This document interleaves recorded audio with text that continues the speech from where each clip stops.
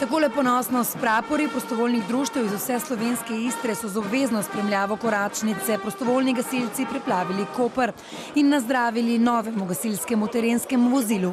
Vsako vozilo, vso tehniko, ki jo nabavljamo s tem, da smo zmeraj pripravljeni intervenirati, ampak da jo čim manj uporabljamo.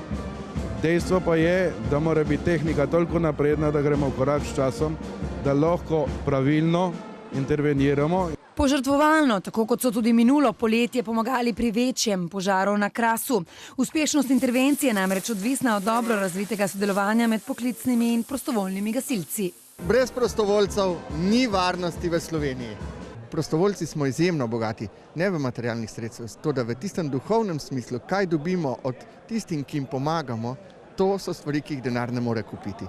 Prostovoljci v svoje vrste vključujejo tudi mlade ženske in veterane, saj cenijo vsako delo.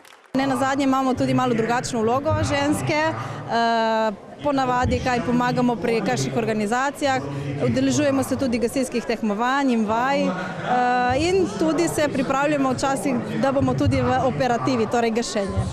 Se učimo, kako delajo pravi gasilci. Ker mi je všeč to delo, bi pomagal ljudem. Ker je oktober tudi mesec požarne varnosti, gasilci ob tem opozarjajo, da preverimo ustreznost gasilnih aparatov, ki so nepogrešljivi prvi pripomoček pri gašenju manjših požarov v domovih in avtomobilih.